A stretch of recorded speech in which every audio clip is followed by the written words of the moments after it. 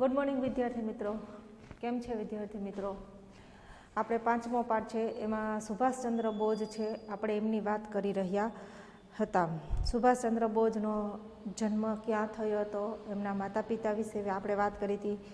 પછી એમણે કોલેજનું શિક્ષણ ક્યાં લીધું, એ પછી એ લંડન ગયા. એ સમયની લંડનની અઘરામાં અઘરી ગણાતી એક્ઝામ છે ઇન્ડિયન સિવિલ સર્વિસ ICS, એમણે પાસ કરી હતી.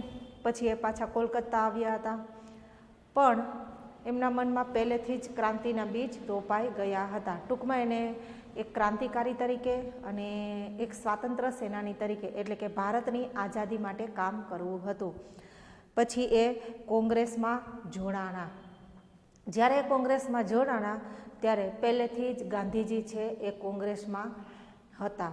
એટલે કે ગાંધીજીના જે વિચારો હતા અને જે સુભાષચંદ્ર બોઝના જે વિચારો હતા ને એમાં ઘણો બધો તફાવત હતો. કારણ કે ગાંધીજી છે એ સત્ય અને અહિંસાના માર્ગે છે એ ભારતને આઝાદી આપવા માટેના પ્રયત્નો કરતા હતા. જ્યારે સુભાષચંદ્ર બોઝ છે એ ગમે તે થાય પણ ભારતને કોઈ પણ પ્રકારે આઝાદી અપાવવા માટે એ તૈયાર હતા. એ હિંસા કરવા પણ તૈયાર હતા.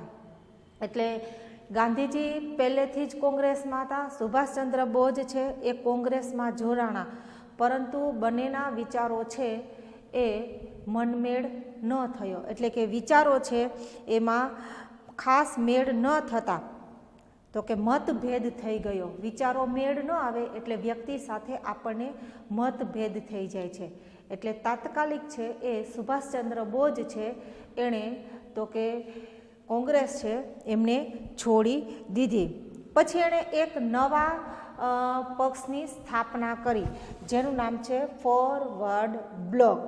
જેવું સુભાષચંદ્ર બોઝ છે એણે કોંગ્રેસ છોડી દીધી, ગાંધીજી સાથે વિચારોનો મેળ ન આવ્યો એટલે કોંગ્રેસ છોડી અને સુભાષચંદ્ર બોઝે ફોરવર્ડ બ્લોક નામના નવા રાજકીય પક્ષની સ્થાપના કરી. હવે આ નવો પક્ષ હતો.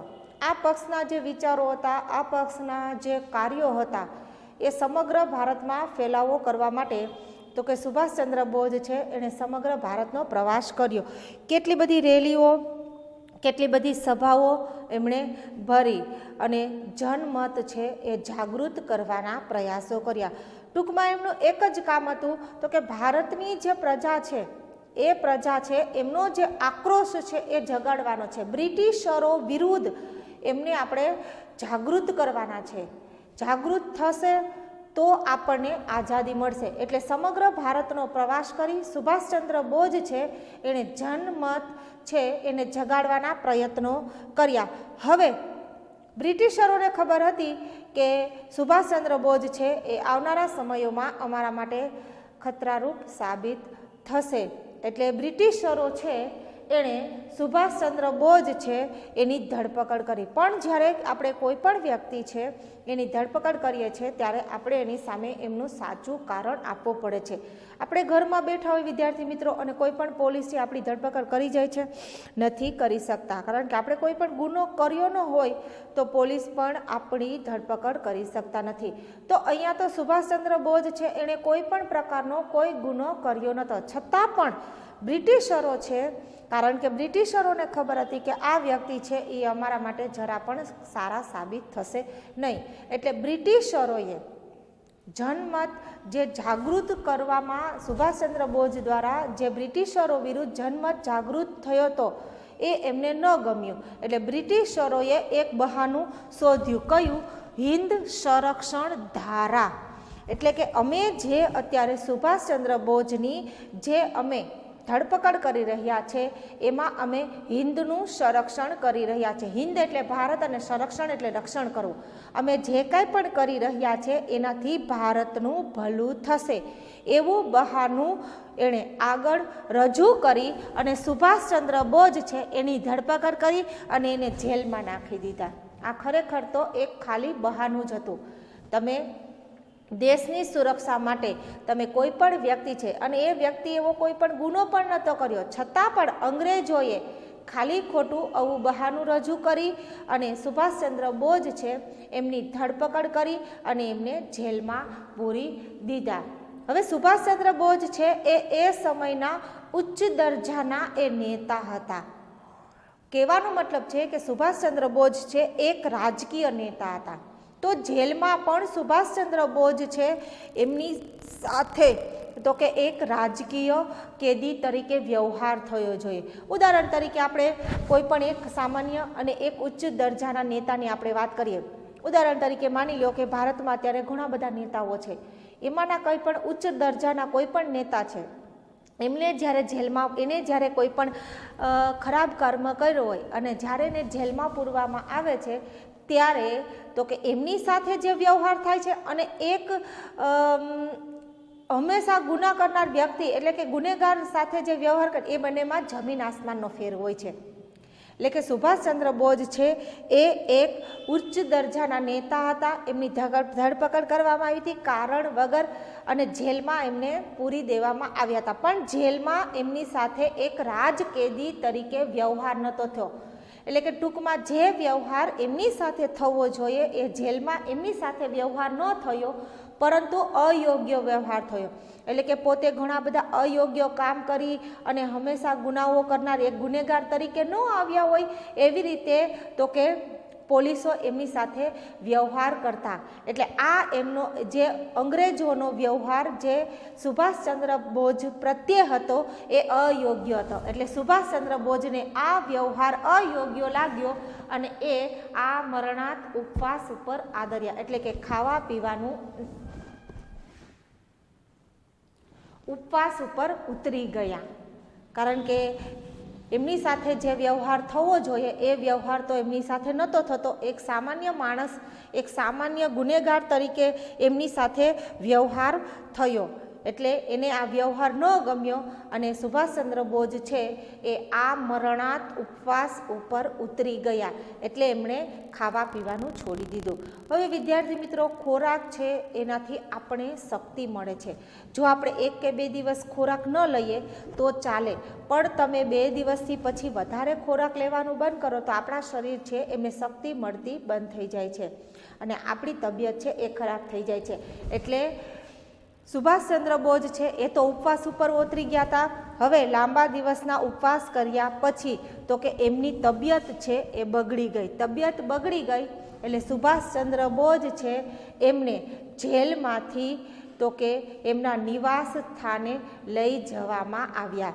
એટલે કે જેલમાંથી એમના નિવાસ સ્થાને એને નજર કેદ રાખવામાં આવ્યા. ભલે એમના નિવાસ સ્થાને એમને લઈ જવામાં આવ્યા પણ હતા એ નજર કેદ. 24 કલાક તો કે પોલીસો છે એના ઉપર એ ઘરની બહાર નહોતા નીકળી શકતા. એને જે કાંઈ પણ કરવું હોય, જેલ એટલે કે એક જ રૂમમાં આપણે પૂરાઈને રહેવું પડે છે, એને જેલ કહેવાય છે. પરંતુ જેલમાં એને ઉપવાસ કર્યા એટલે એમની તબિયત ખૂબ જ બગડી ગઈ. તબિયત ખરાબ થવાને કારણે સુભાષચંદ્ર બોઝ છે એ તો કે જેલમાંથી એમને કાઢી અને એમનું જે ઘર હતું ત્યાં જ એને નજર કેદ કરવામાં આવ્યા હતા. એ ઘરની 4 દિવાલમાં, ટૂંકમાં એનું જેવડું ઘર હતું એમાંથી એ બહાર, ઘરની અંદર એને જે કાંઈ પણ કરવું હોય એ કરી શકે, પરંતુ ઘરની બહાર છે એ નીકળી ન શકે. ટૂંકમાં નજર કેદ હતા. 24 કલાક પોલીસો છે એને ઘરની 4 બાજુ છે એના ઉપર એની નજર રહેતી હતી. હવે એક દિવસ શું થયું તો કે સુભાષચંદ્ર બોઝ છે એમને તો કે એ છટકી ગયા. 24 કલાક પોલીસોનો પહેરો હતો છતાં પણ એને પોતાનો જે વેશ છે એ બદલી નાખ્યો. આપણે સુભાષચંદ્ર બોઝ છે એમને આપણે અવારનવાર એમના પુસ્તકોમાં આપણે એના ફોટોઝ જોઈએ છે અને અત્યારે તો તમે ઓનલાઈન ઘણા બધા એના વિડીયોઝ પણ જોઈ શકો છો. એટલે કે એ પોતે છે એ જે કપડાં પહેરતા હતા, શર્ટ પેન્ટ અને માથે ટોપી હતી અને ટાઈ પહેરતા હતા, એ એણે કાઢી નાખ્યું અને પઠાણનો વેશ પહેરી લીધો. પઠાણનો વેશ એટલે કે એમાં લાંબો જભો અને નીચે લેંઘા જેવું હોય છે જેને આપણે પઠાણી કહીએ છીએ, અને પોતે મોટી મોટી દાઢી વધારી દીધી, ટૂંકમાં ઓળખાય નહીં. એક રાત્રે એણે પઠાણનો વેશ પહેરી અને એ પોતાના જે ઘર હતું ત્યાંથી એ ભાગી અને કોલકાતા ગયા. એમનું ઘર હતું ક્યાં તો કે ઓરિસ્સાના કટક શહેરમાં હતા. પોલીસો સતત એના ઉપર નજર રાખતી હતી છતાં પણ અલગ જ વેશ ધારણ કરી સુભાષચંદ્ર બોઝ છે એક રાત્રે છે પોતાના ઘરેથી એ કોલકાતા પહોંચી ગયા. કોલકાતાથી સીધા એ પેશાવર ગયા. પેશાવર એટલે પાકિસ્તાનના એક શહેરનું નામ છે. પેશાવર પહોંચી ગયા. ત્યાંથી પછી એ કાબુલ ગયા. કાબુલ એટલે અફઘાનિસ્તાન દેશની રાજધાની. કાબુલથી પછી એ ઈરાન ગયા. ઈરાન પણ એક દેશ છે. ઈરાનથી એ રશિયા ગયા. રશિયા ગયા અને પછી ત્યાંથી એ તો કે જર્મનીની રાજધાની બર્લિન છે પહોંચ્યા. ક્યારે? તો કે 28 માર્ચ 1942ના રોજ છે એ સુભાષચંદ્ર બોઝ છે જર્મનીની જે રાજધાની છે બર્લિન એ ત્યાં પહોંચી ગયા. એટલે જેવા એ ત્યાં પહોંચ્યા એટલે તમામ ભારતીયોએ એમનું સ્વાગત કર્યું. કારણ કે સુભાષચંદ્ર બોઝ છે એણે જે કાર્યો કર્યા હતા એ વિશ્વમાં એમના કાર્યોની નોંધ લેવામાં આવી હતી. એટલે જેટલા ભારતીયો છે એ બર્લિન રહેતા હતા એ તમામ ભારતીયો છે એણે સુભાષચંદ્ર બોઝ છે એમનું ઉષ્માભેર સ્વાગત કર્યું. હવે બર્લિનના રેડિયો સ્ટેશન પરથી સુભાષચંદ્ર બોઝ છે એણે ભારતના લોકો માટે એક સંદેશો આપ્યો. દેશ બાંધવો, દેશ એટલે આપણો પોતાનો જ, બાંધવો એટલે બંધુઓ, બંધુઓ એટલે ભાઈઓ. એટલે કે બર્લિનના રેડિયો સ્ટેશન પરથી ભારતના લોકો છે એના માટે તો કે એક સંદેશો આપ્યો. કયો સંદેશો? તો કે બ્રિટન સામે જેહાદ જગાડવાનો સંદેશો આપ્યો.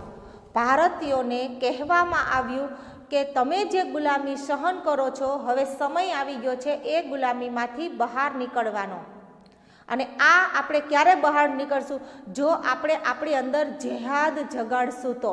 આપણે આપણી અંદર જેહાદ જગાડવાનો છે એના મતલબ આપણે ગમે તે કરવાનું છે ભારતની આઝાદી માટે. અને એ પછી છે એ સુભાષચંદ્ર બોઝ છે એ હિટલરને મળ્યા અને હિટલરને મળી અને ભારતની આઝાદી વિશે એણે ચર્ચા કરી. ભારતના આ એકમાત્ર એવા વ્યક્તિ હતા કે જે હિટલરને મળ્યા હતા. હિટલર એટલે આપણે આની અગાઉ ભણ્યા છે એડોલ્ફ હિટલર, જેને કારણે દ્વિતીય વિશ્વયુદ્ધ થયું છે એ વ્યક્તિ હતા એડોલ્ફ હિટલર. હિટલરને સુભાષચંદ્ર બોઝ છે એ મળ્યા અને ભારતની આઝાદી માટે એમણે એની સાથે ચર્ચા પણ કરી અને હિટલરે એમને ટેકો આપવાનું પણ કહ્યું. એ પછી તો કે રોમ પેરિસમાં સ્વતંત્ર ભારતને લગતા એકમો સ્થાપી 3000 ભારતીયોની ભરતી કરી.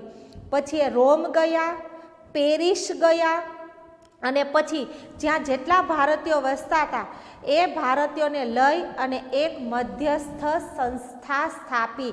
એ મધ્યસ્થ સંસ્થામાં એણે તો કે 3,000 જેટલા ભારતીયોની તો કે નિમણૂક કરી અને જે સંસ્થા સ્થાપી એનું નામ તો કે ઇન્ડિયન ઇન્ડિપેન્ડન્સ લીગ રાખવામાં આવ્યું. અને આ સંસ્થાની સ્થાપના છે એ રાસબિહારી બોઝે કરી હતી. રાસબિહારી બોઝે ઇન્ડિયન ઇન્ડિપેન્ડન્સ લીગ નામની એક મધ્યસ્થ છે એ તો કે સંસ્થા સ્થાપી.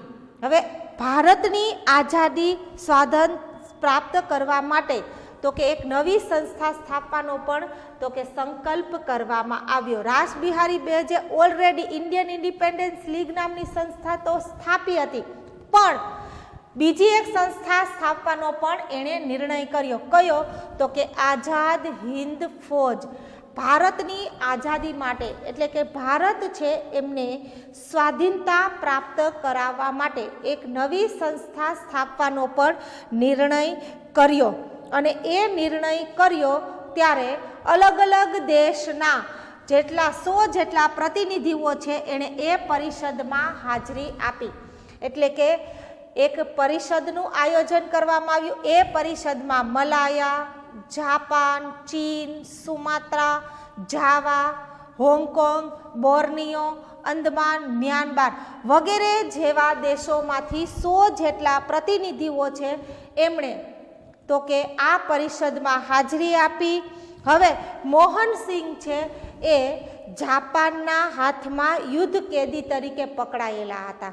એટલે કે જ્યારે દ્વિતીય વિશ્વયુદ્ધ દરમિયાન અંગ્રેજો છે એ ભારતના સૈનિકોને જાપાનની વિરુદ્ધ લડવા મોકલતા હતા. આ એ જ સમય છે જ્યારે વિશ્વમાં દ્વિતીય વિશ્વયુદ્ધ ચાલુ હતું.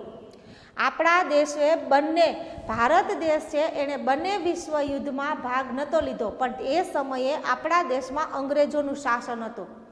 એટલે અંગ્રેજો પરાણે આપણા દેશને દ્વિતીય વિશ્વયુદ્ધમાં ઇંગ્લેન્ડની સાથે જોડી દેતું હતું અને આપણા અસંખ્ય જે સૈનિકો છે એની મરજી વિરુદ્ધ એને તો કે લડવા મોકલતા હતા. એવા જ એક યુદ્ધ કેદીનું નામ છે મોહનસિંહ. મોહનસિંહ પણ તો કે દ્વિતીય વિશ્વયુદ્ધ દરમિયાન ઇંગ્લેન્ડ તરફથી તો કે જાપાનની સામે લડવા ગયા હતા. ત્યારે જાપાને એને યુદ્ધ કેદી બનાવી દીધા હતા. એટલે કે કોઈ પણ સૈનિક જ્યારે પકડાઈ જાય છે ત્યારે એને યુદ્ધ કેદી કહેવામાં આવે છે. એટલે કે જાપાનના હાથે પકડાયેલા જે મોહનસિંહ છે એણે પણ આ જે પરિષદ બોલાવવામાં આવી એ પરિષદમાં હાજરી આપી અને બધાની સહમતિથી આ પરિષદના તો કે પ્રમુખ તરીકે રાસબિહારી બોઝ છે એમની નિમણૂક કરવામાં આવી. એટલે કે આઝાદ હિન્દ ફૌજની રચના માટે અલગ અલગ દેશના જે 100 પ્રતિનિધિઓ ભેગા થયા હતા એ બધા જ પ્રતિનિધિઓએ પોતાની સર્વસંમતિથી તો કે આ પરિષદના પ્રમુખ તરીકે રાસબિહારી બોઝ છે એમની તો કે વરણી કરી હતી. હવે એના પછીનો જે પોઈન્ટ છે આઝાદ હિન્દ ફૌજ અને ઇન્ડિયન ઇન્ડિપેન્ડન્સ લીગ, બે અલગ સંસ્થા હતી પણ આ બે સંસ્થા છે એ પછી છેલ્લે એક જ બની હતી. આ બાજુ આઝાદ હિન્દ ફૌજ હતું, આ બાજુ ઇન્ડિયન ઇન્ડિપેન્ડન્સ લીગ હતું. બેયનો જે હેતુ હતો એક જ હતું, ભારતને આઝાદી અપાવવી. એટલે કે ભારતની આઝાદી અપાવવા માટે બે સંસ્થાઓ છે એક બની ગઈ. કઈ રીતે? તો સાંભળો. તો કે સુભાષચંદ્ર બોઝ છે એ સબમરીન દ્વારા જાપાન પહોંચ્યા. સબમરીન તો કે સમુદ્રની અંદર ચાલતું એક પ્રકારનું તો કે દરિયાઈ જહાજ છે. આપણે સમુદ્રની જે સપાટી છે એના ઉપર તરતા તો આપણે અસંખ્ય જહાજો જોયા છે. આપણે મોટા મોટા વહાણો જોયા છે, મોટી મોટી સ્ટીમરો પણ જોઈ છે. પણ આ એક એવું દરિયાઈ જહાજ છે કે જે સમુદ્રની અંદર જતું રહે છે, કોઈને દેખાતું નથી. તો સુભાષચંદ્ર બોઝ છે એ અંગ્રેજોથી બચવા માટે અંગ્રેજોની સતત નજર સુભાષચંદ્ર બોઝ પર રહેતી હતી. એટલી બધી એની નજર રહેતી હતી એના ઉપર કે કડક સુરક્ષા રાખતા હતા.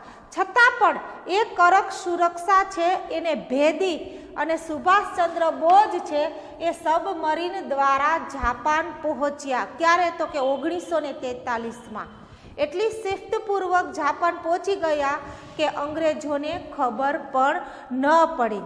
હવે જ્યારે સુભાષચંદ્ર બોઝ જાપાન પહોંચ્યા, આ એ સમયનું સૌથી મોટામાં મોટું જબ્બર સાહસ હતું. કારણ કે એ સમયમાં આવું સાહસ છે એ ગણ્યા ગાંઠિયા લોકો જ લેતા હતા. હવે જાપાન પહોંચ્યા બરોબર એ જ સમયે જાપાનમાં રાસબિહારી બોઝે ઇન્ડિયન ઇન્ડિપેન્ડન્સ લીગની નેતાગીરી છે એ સુભાષચંદ્ર બોઝને સંભાળી લેવાનું કહ્યું. કારણ કે ઓલરેડી પહેલેથી જાપાનમાં ઇન્ડિયન ઇન્ડિપેન્ડન્સ લીગના પ્રમુખ તરીકે રાસબિહારી બોઝ છે એ કામ કરતા હતા. પરંતુ જ્યારે સુભાષચંદ્ર બોઝ છે એ જાપાન પહોંચ્યા, રાસબિહારી બોઝને મળ્યા, ત્યારે Rashbehari બોઝે Subhashchandra બોઝને Indian Independence league છે એમની જે કામગીરી છે, ટૂંકમાં એમની જે નેતાગીરી છે એ સંભાળી લેવાનું આમંત્રણ આપ્યું. હવે આ જે ઇન્ડિયન ઇન્ડિપેન્ડન્સ લીગ છે કે જે હવે આઝાદ હિન્દ ફૌજ બની ગઈ હતી, એમને શું કામ કરવાના હતા? તો કે હિન્દના જે સૈનિકો છે, અલગ અલગ દેશમાં જે લડવા માટે હિન્દુસ્તાનના જે સૈનિકો પહોંચી ગયા હતા અને યુદ્ધ કેદી તરીકે પકડાઈ ગયા હતા. એમની તો કે સ્વતંત્રતા, હિન્દ અધિકારીઓ અને ભારતની મુક્તિ માટે આ ઇન્ડિયન ઇન્ડિપેન્ડન્સ લીગ છે એ કામ કરશે. એટલે કે ઇન્ડિયન ઇન્ડિપેન્ડન્સ લીગ છે એને 3 કામ કરવાના છે એવું ત્યાં નક્કી કરવામાં આવ્યું. અને આના માટે એમને જાપાન અને જે અગ્નિ એશિયામાં વસતા જે હિન્દીઓ છે એ એમને મદદ કરશે એવું પણ એમને કહેવામાં આવ્યું. એ પછી તો કે સુભાષચંદ્ર બોઝ છે એણે એ સમયના જાપાનના વડાપ્રધાન છે ટોઝો એમની સાથે મુલાકાત કરી. એટલે કે ઇન્ડિયન ઇન્ડિપેન્ડન્સ લીગ છે એની કામગીરી આગળ વધે, ભારતને સ્વતંત્રતા પ્રાપ્ત થાય એ માટે સુભાષચંદ્ર બોઝ છે એમણે જાપાનના વડાપ્રધાન ટોઝો સાથે મુલાકાત કરી. જાપાને ખાતરી આપી કે ભારતની આઝાદી માટે તમામ પ્રકારની સહાય કરવામાં આવશે. શા માટે? કારણ કે ઇંગ્લેન્ડ છે એ જાપાનનું દુશ્મન હતું. એટલે કોઈ પણ બે દેશ છે એક દેશનું જ્યારે દુશ્મન બની જાય ત્યારે મિત્ર બની જાય છે. એટલે જાપાનના વડાપ્રધાને ખાતરી આપી કે ભારતની આઝાદી અપાવવા માટે અમે કોઈ પણ પ્રકારની સહાય કરશું. એ પછી જાપાનની સરકારે એમ પણ કહ્યું કે અમે તમારી સાથે જ છે. સુભાષચંદ્ર બોઝને જાપાનના વડાપ્રધાને એમ કહ્યું કે અમે તમારી સાથે જ છે. તમે જે આઝાદ હિન્દ ફૌજને લઈ અને જે ભારતમાં તમે જશો ત્યારે અમારી લશ્કર છે, જાપાની લશ્કર છે એ પણ તમારી સાથે આવશે. જેમ જેમ તમે હિન્દુસ્તાનમાં આગળ વધતા જશો એમ એમ અમે તમને મદદ કરશું અને સાથે સાથે તમે જે જગ્યાએ તમારો કબજો સ્થાપિત કરશો, ટૂંકમાં હિન્દુસ્તાનનું જે સ્થળ છે એ તમે તમારા અંડર કરી લેશો, તેમ તેમ અમે ત્યાં કામ ચલાવ સરકાર સ્થાપી અને ત્યાંનો બધો જ વહીવટ છે એ અમે તમને સોંપી દેશું અને એ જે સરકાર છે એને માન્યતા પણ અમે આપશું. આટલી ખાતરી છે એ વડાપ્રધાન ટોઝોએ તો કે સુભાષચંદ્ર બોઝ છે એમને આપી. એ પછી સુભાષચંદ્ર બોઝ છે એ જાપાનથી તો કે સિંગાપુર ગયા. 2 જુલાઈ ઈસવીસન 1943માં સુભાષચંદ્ર બોઝ છે એ જાપાનથી તો કે સિંગાપુર ગયા અને જેવા એ સિંગાપુર ગયા એટલે ત્યાં એમની તો કે ઇન્ડિયન ઇન્ડિપેન્ડન્સ લીગના પ્રમુખ તરીકે વરણી થઈ.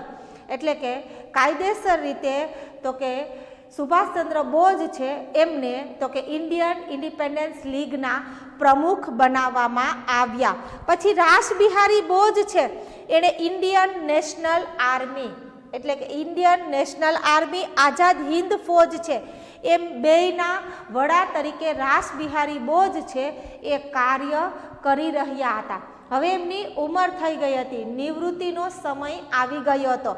એટલે રાસબિહારી બોઝની હજી નિવૃત્તિનો સમય બાકી હતો છતાં પણ એમને સુભાષચંદ્ર બોઝમાં એટલી બધી ખાસિયત જણાણી કે રાસબિહારી બોઝે આ બંને જે સંસ્થા છે ઇન્ડિયન નેશનલ આર્મી અને આઝાદ હિન્દ ફૌજ છે એના વડા તરીકે તો કે સુભાષચંદ્ર બોઝ છે રાસબિહારી બોઝે પોતાની રીતે સ્વેચ્છાએ નિવૃત્તિ લઈ અને સુભાષચંદ્ર બોઝ છે એમની વડા તરીકે નિમણૂક કરી.